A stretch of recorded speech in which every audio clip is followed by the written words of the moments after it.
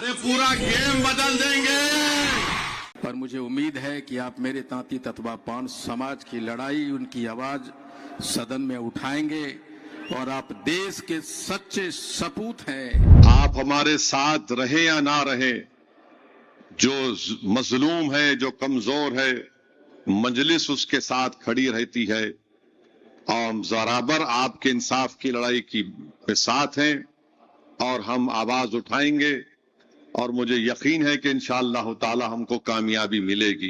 Mister barrister के बिना बिहार की राजनीति में शायद संभव नहीं है। आपको बुलाना पड़ेगा लोगों को, ऐसा मुझे लगता है। मैं शुक्रगुजार हूं जनाब आईपी गुप्ता साहब का कि आप आए यहां पर, और मैं आपसे वादा कर रहा हूं कि आपकी समाज की लड़ाई हमारी लड़ाई होगी। आप अकेले नहीं है उसमें। और उस नैरेटिव्स को अगर एक इंसान पूरे शिद्दत से तोड़ रहा है तो उसका नाम मिस्टर बैरिस्टर ओवैसी साहब है। बिहार की राजनीति में एक नई हलचल तेज हो गई है। एक मुलाकात, एक मंच और कई बड़े राजनीतिक संकेत। कहा जा रहा है पूरा गेम बदल देंगे और अब सच में गेम बदलता दिख रहा है। आदाब, नमस्कार, आप देख रहे हैं मंथन टुडे। मैं हूं आपके साथ उस्मा। असदुद्दीन ओवैसी की चुनावी सभाओं में एक भारी भरकम आवाज गूंजती है, पूरा गेम बदल देंगे, और बिहार की राजनीतिक गेम बदलने लगा है। ओवैसी साहब ने एक ऐसी चाल चली जिससे महागठबंधन की बुनियाद हिल गई है।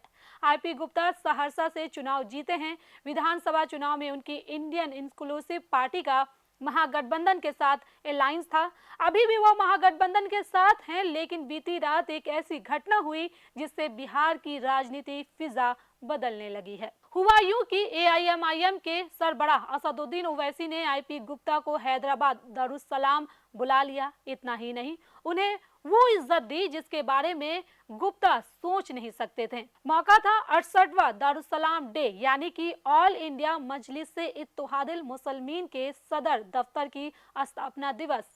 दारुस्सलाम डे का मुख्य अतिथि बिहार सहरसा के विधायक आईपी गुप्ता को बनाया गया।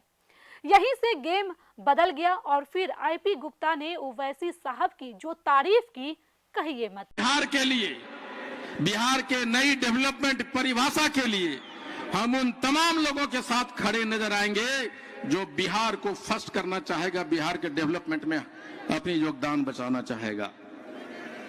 मैं एक नए बिहार के निर्माण के लिए भी यहां आया हूं कि जब ओवैसी साहब चुनाव लड़े तो मुझे किसी को पता नहीं था, किसी को विश्वास नहीं था कि एक भी एमएलए इस बार ओवैसी साहब जीतेंगे। इवन आईपी गुप्ता को भी विश्वास नहीं था।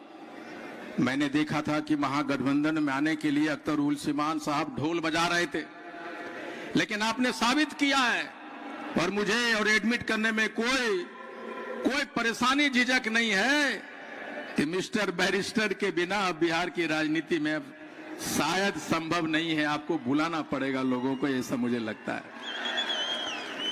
एक बार पुनः आपको बहुत शुक्रिया कि आप मुझे बुलाए, पर मुझे उम्मीद है कि आप मेरे तांती तत्वा पान समाज की लड़ाई, उनकी आवाज सदन में उठाएंगे और आप देश के सच्चे सपूत हैं। और आज आपकी जो परिभाषा, जो नैरेटिव्स था, पूरे देश में सिंदूर ऑपरेशन में आपने बदलने का काम किया है। पूरा देश आपका दीवाना हो गया है। और मैं बताऊं, ये देश नैरेटिव पे चल रहा है, ये फॉल्स नैरेटिव पे चल रहा है। नैरेटिव्स 56 इंच का नैरेटिव्स है, राष्ट्रभक्ति का नैरेटिव्स है, छद्म धर्म का नैरेटिव्स है, पता नहीं क्या क्या नैरेटिव्स है, एक अकेला नैरेटिव्स है। और उस नैरेटिव्स को अगर एक इंसान पूरे शिद्दत से तोड़ रहा है तो उसका नाम मिस्टर बैरिस्टर ओवैसी साहब है। उन्होंने ओवैसी साहब को देश की राजनीति का नैरेटिव बदलने वाला सबसे बड़ा नेता बताया। ये भी कहा कि बिहार में एआईएमआईएम को कोई भी राजनीतिक पार्टी नजरअंदाज भी नहीं कर सकती। यह बयान सिर्फ तारीफ नहीं बल्कि बिहार की राजनीति में एक नया समीकरण का संकेत माना जा रहा है, क्योंकि आईपी गुप्ता अभी भी महागठबंधन का हिस्सा है। उन्होंने महागठबंधन के साथ मिलकर चुनाव लड़ा और अपनी पार्टी के इकलौते विधायक हैं। ऐसे में सवाल बड़ा है, क्या यह सिर्फ एक सम्मान था या बिहार में नए राजनीतिक गठजोड़ की शुरुआत?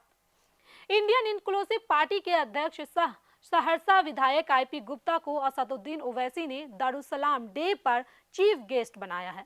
हैदराबाद एयरपोर्ट पर आईपी गुप्ता के साथ एआईएमआईएम के अमोर विधायक अख्तरुल ईमान, जोकीहाट विधायक मुर्शिद आलम, कोचा धामन विधायक सरवर आलम की तस्वीर भी सामने सोशल मीडिया के जरिए शेयर किया गया। इस तस्वीर में 82 विधायक गुलाम सरवर और बहादुरगंज विधायक तौसीफ आलम नहीं है। हालांकि दोनों भी अलग से हैदराबाद पहुंच चुके हैं, कोई टूट वाली बात नहीं है। पर सवाल यह है कि बिहार की एक रीजनल पार्टी जिसका सिर्फ एक ही विधायक है, उसे असदुद्दीन ओवैसी ने दारुसलाम डे पर चीफ गेस्ट क्यों बनाया? से तशरीफ लाए हमारे भाई जनाब आईपी गुप्ता साहब, मैं उनका खैर मुकद्दम करता हूं, वेलकम करता हूं कि उन्होंने अपना कीमती वक्त निकालकर आज के इस फंक्शन में आपने शिरकत की। मैं शुक्रगुजार हूं जनाब आईपी गुप्ता साहब का कि आप आए यहां पर, और मैं आपसे वादा कर रहा हूं कि आपकी समाज की लड़ाई हमारी लड़ाई होगी। आप अकेले नहीं हैं उसमें, हमसे जो हो सकता बराबर हम करेंगे।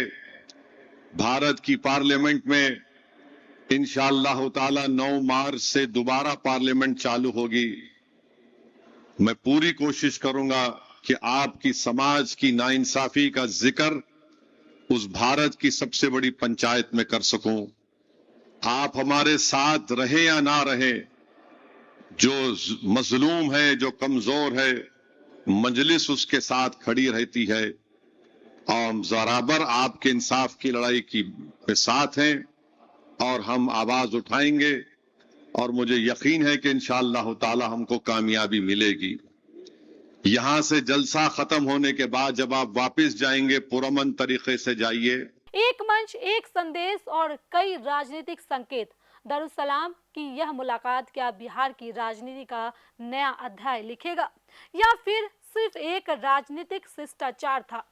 जवाब आने वाला वक्त देगा। लेकिन फिलहाल बिहार की सियासत में हलचल तेज है, क्योंकि राजनीति में गेम कब बदल जाए कोई नहीं जानता। तो चलिए फिलहाल इस खबर में बस इतना ही। देश दुनिया की ऐसी तमाम बड़ी खबरों के लिए बने रहे मंथन टुडे के साथ। साथ ही हमारे चैनल को लाइक करें, सब्सक्राइब करें, फॉलो करें, और निष्पक्ष पत्रकारिता देखना है तो देखते रहे मंथन टुडे। बहुत बहुत शुक्रिया।